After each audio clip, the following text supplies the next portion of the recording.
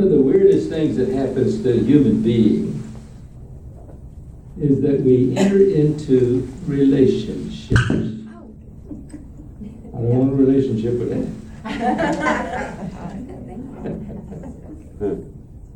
And it's a little loud, don't you think? Yeah, it's an echo. Can we turn it down just a tad? Yay. Yay. That's better? Yeah. Much better. Much better. Thank you. Thank you. Yay. Now back to that relationship thing. Strange are some of our relationships, yes. Anyway, I know that every one of you had relationships, and I wonder if you really realize the extent of that. Because you have relationships with other people. You had one with your mother, your father, your grandfather, or somebody else, you know. And you have relationships with people at work, and people that live on the block with you. With your kids, you have a relationship. But you also have a relationship with God. Whether you acknowledge it or not, you do have that relationship. But perhaps most of all is the relationship with your very own self. You know, in the highest estate, relationships are mutually loving, and therefore they bring joy and peace and health and prosperity into everybody that's affected by it. In their lowest estate, relationships are just plain hell. And I don't think anybody would choose hell deliberately. But there are an awful lot of people that suffer it, whether they want to or not. And most of that comes from the lack of good relationships. So guess what we're going to talk about this morning? Good relationship. Apple pies? No, relationships. Yes. You know, if we're going to have good relationships, it seems logical that we first should understand our very own self. Then, after that, we can start to understand people better, and that'll give us the answers to why we do what we do and why we act the way we act. And if you understand that, we become better equipped to know what would be required to make other people act differently. A lot of people want their relationship to be one where they get people to act differently. And that's an approach to relationship, and it is used extensively to the advantage of others in this world. But you know what? If that relationship motive isn't right, this approach seems to allow one person to manipulate another person or persons. You don't believe that? Think about advertising. Yeah. How about the use of scare tactics? Well, you know, there's old Joe. Joe's afraid of worms, you know. He's just afraid to death of worms.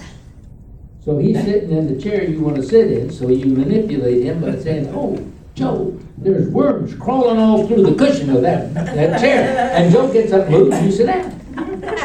Now you won. But the establishment of relationships in this way could be good, or they might not be so good. And the results of these kind of manipulated relationships are varied. So what most of us really need is a way to have consistent, good, loving relationships. And strangely enough, there is a way to do that. Otherwise, I don't think I'd be here. It starts with understanding your own self. It makes you want to understand other people and what makes them tick. But it's never to make other people act differently. I know a lot of folks have tried to do that, and it just doesn't work. Now, if we're honest, we'll admit that this, or hopefully that, is the hardest challenge of all. Because what we do, we contrive to try to get somebody to do what we want them to do, whether they want to or not. For the most part, when you find that it's getting hard to get along with a person or persons, guess what happens? I'm having a hard time with Joe Blows. Must be something he did. Because we place the blame squarely on them, never on number one, do we? No. When you're in a bad humor, why, it's because your mate made you late. And of course you have to get mad about that. There's no money because he or she spent it. Or maybe it was just the electric company took it because he or she left the air conditioning on low too long and got ran up my bill. Oh boy. Disharmony seems to always be the bad note that somebody else struck. It's not limited to people. Very often it's just plain God, you know. Have you ever heard somebody say, why did God let this terrible thing happen to me? And they always put the tremble in their voice, to me. Now, if this is as far as your thinking goes, then you probably have had some very unfortunate relationships. And the reason for those bad relationships is, of course, because the whole universe is out of step with you. And you deserve better. As a matter of fact, many so-called health problems can be traced to habitually casting blame on others, on God, or even on ourselves. And I think that all blame stems from action that you think, in your opinion, should have been different. It wasn't, but it should have been. Why wasn't it? Well, it wasn't my fault. It was whoever's fault it was. See, the blame becomes a demand that others, God, yourself, act differently. Somebody's got to change to make it happen that way. Well, you examine that, and the first thing you think about is, well, wait a minute. That's kind of ineffective. Whoever thought about getting God to change? God is unchangeable. And no way has ever been found to make another person truly change. You can't force that change. Oh, I know, you can force a different action. But normally, that just worsens the relationship. Because they resent the manipulation and the force that you use to get them to do what you want them to do. So, if you can't change God, and you can't change another person, then what in the world is in my power to change? You got the answer, don't you? Yeah, me. So, look, the key to loving relationships is understanding myself and making changes as necessary to establish and maintain those loving relationships. Now, there it is again. It just seems that everything in truth depends upon the individual getting his or her house in order inwardly and outwardly. It's all up to me to be happy, healthy, and prosperous. Oh, what a burden. And the burning question of all is there some way that I can do that? And a lot of people have told me, well, I don't know how to love. So how in the world am I ever going to learn how to love? And a lot of people say, well, I just don't understand this stuff that you're talking about here. So how does I learn to understand it? And I wish I had some bad answers, but I don't. And there's nothing I'd rather do in this life than to start an epidemic of love and understanding that would spread across the whole world. I'd love that, and I guess everybody else here would like that too. So I've on occasion, not every day, searched the scriptures to find answers. And I think that everything that I know about relationships I found in those scriptures. And I want to share a few ideas as found in Matthew that Jesus gave to us, and then try to summarize a pattern for gaining and maintaining loving relationships. First of all, we'll turn to Matthew 5:25, when Jesus said, "Make friends quickly with your accuser or adversary." What do you mean by that? Why, I think he meant find the direction that the other person is coming from and go along that way at first, being agreeable and non-judgmental. But after a little way, gradually swing those persons to your direction by your example of that better way. Not by words, but by your example. Always keep in mind and in your heart open to the point of view of the other person. Oh, they might be right. You were wrong. Can't tell, can you? There's an axiom for this. Every person I know is doing the very best they can at their present level of understanding. Now, I'm going to repeat that for you. Every person I know is doing the very best they can at their present level of understanding. When you think about that, remember that head-on collisions cause the greatest damage. And many arguments that you win in a clash like that end up losing the friendship itself. The second scripture is Matthew 15, the 18th verse. What comes out of the mouth proceeds from the heart and defiles a man. Jesus is saying that almost all the trouble in the world is created by what people think, say, or write. Those are the words of hate and malice and anger and resentment and jealousy. And you know, when that kind of word comes to you, it comes at you just like a physical blow. And most often as not, our reaction to that is to blast back. Hit them as hard as you can. Or you throw up your shield of resistance. Or you just start a thing of rancor. You don't know what you're talking about. I hate you for this. That kind of thing. But you know what? Most people will say when they use that kind of words that they're being totally honest with you. Oh, yes. You know that kind of total honesty is the biggest destroyer of relationships that you can think of. You know, I've heard people declare that above all, they have to be honest in their relationships. And then they proceed to tell their mate, their child, their parent, how mean, stupid, worthless they think they are. That type of honesty, folks, is just simply all lies.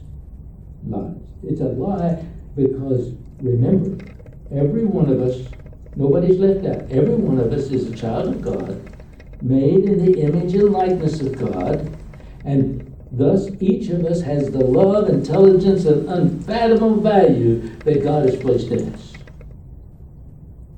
So, that type of honesty is what defiles a man. The words that come from the mind, they defile a man. Matthew 6:14 says, "For if you forgive men their trespasses, your heavenly Father will also forgive you." I think what he was saying was when something is done that appears to hurt or threaten you or a loved one, instead of cursing that person, pray for him. Pray for those that persecute you, is what Scripture says. In that prayer, deliberately use the phrase, "Forgive them, Father, for they know not what they do." And then you might want to add, and God we add a little forgiveness for me into that too. You know, hatred, resentment, bitterness, every one of those is a barrier to love. But you know what? Forgiveness is going to melt away all of that negative. Forgiveness, the simple act of forgiveness. You know, I think that forgiving yourself is one of the most important things that you can possibly do. Because when you forgive yourself, it's going to open your heart and it's going to allow you to see what you can do to correct all of the stuff that you've not been too proud of in your life. In Matthew 7:12, Jesus says, so whatever you wish that men would do to you, do so to them. It's like, what does it take for you to be at ease in a situation? What does it take for you to feel secure, to feel approved? You don't know? Well, let me suggest that you go home and get a piece of paper and write down on that what it would take to make you always feel at ease, feel approved, and feel secure. What would it take? What do you demand to somebody else or the world in order to be able to do that? Now, what you're going to do with that list is you're going to start giving everything on that list from you to everybody you know. Isn't that neat? Oh, and I want you to put praise at the top of the list. Praise. Good stuff. So, if at first you can't understand how this is going to give you ease, security, and approval, the least thing you can know is that you're giving others what you cannot have. And I'm going to tell you, if you'll do that, I'll bet you that bread that you cast upon the waters is not going to come back to you void. It's going to come back to you many times multiplied. You see, that's the law. You know the law? The golden rule? It means you just can't lose if you follow it. Matthew 12:13 says, stretch out your hand. Maybe I'm stretching a little to make this one happen, but it nonetheless works. You see, Jesus on the Sabbath had found a man with a withered hand. The Pharisees wanted to accuse Jesus of breaking the law by healing or working on the Sabbath. But Jesus did it anyway. And what that says is sometimes the law of our life seems to be to live with a withered hand. But even in the face of the disapproval of past experience, dare to stretch forth your hand in friendship, in security, in goodwill. And when you do that, you're going to find that that withering is gone and your hand is made whole. It's good stuff.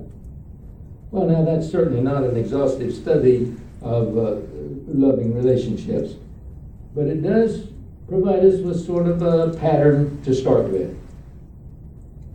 We're going to use the scriptures and your heart for even greater expansion. First of all, this idea of a loving relationship means stop demanding change in others as a condition of your loving in the relationship. The second thing is to find common ground even with those who fault you the most. I can feel that churning down there real fast. But this is important so that in the beginning you have something, at least something that you can agree on. Then you're going to move to less well-defined issues. Your mind is open and your heart is open to that, and so you do that. And let me tell you that you may not resolve all the differences that you have with that person, but you will have established the basis for a good friendly relationship with that person. Common ground. Just calm down. Third, choose your words carefully. Speak the truth about people, even if they're not acting that truth right then.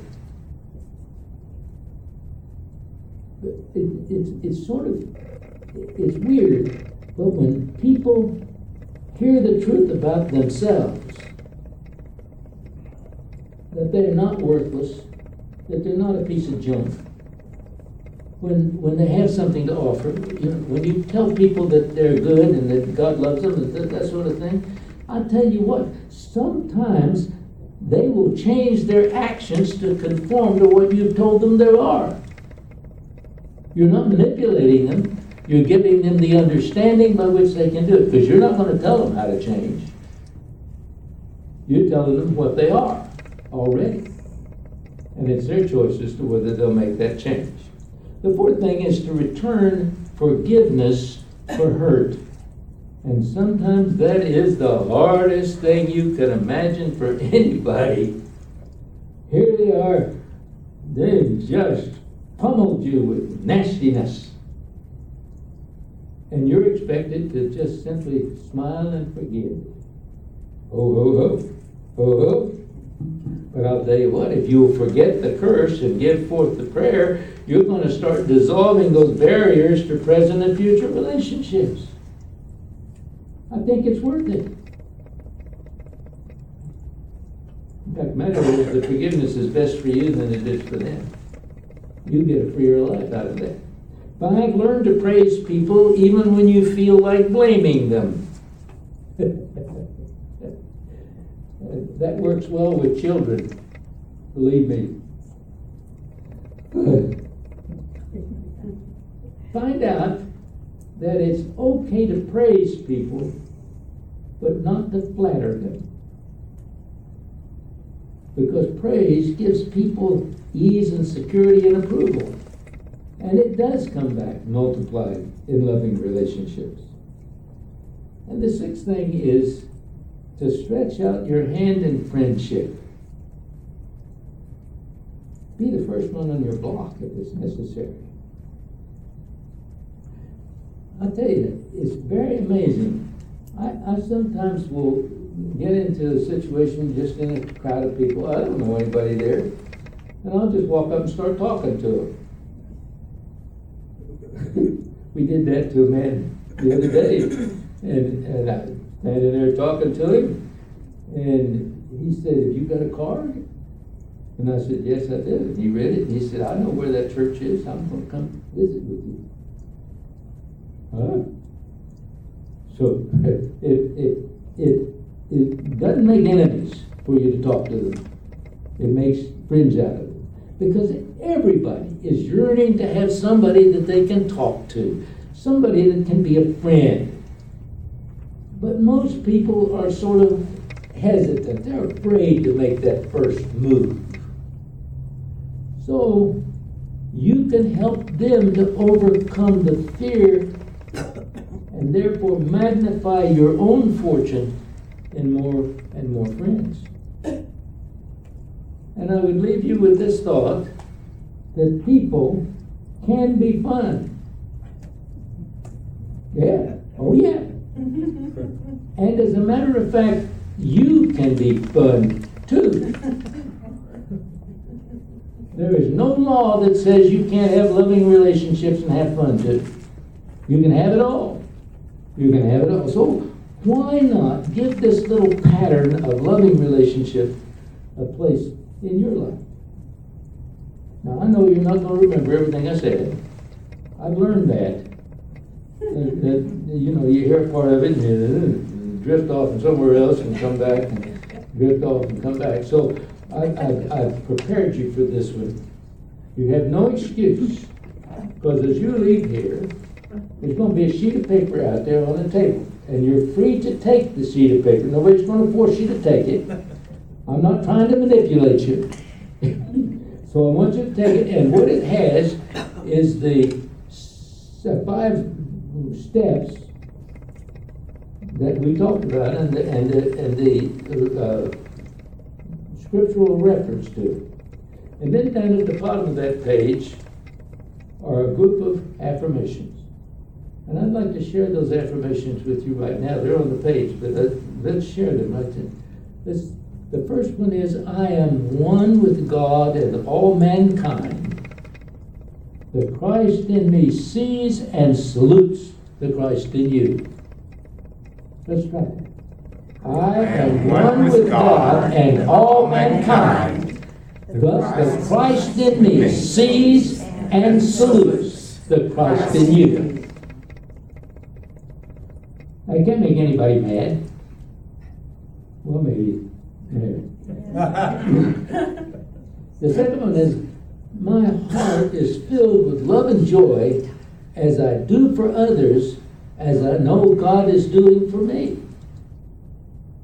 My heart is filled with love and joy as I do for others, as I know God is doing for me. I think that's uplifting. I like that, yes. And I am understanding, loving, forgiving, and patient in all my dealings with myself and other people and circumstances. That's a big, long sentence, isn't it? Okay.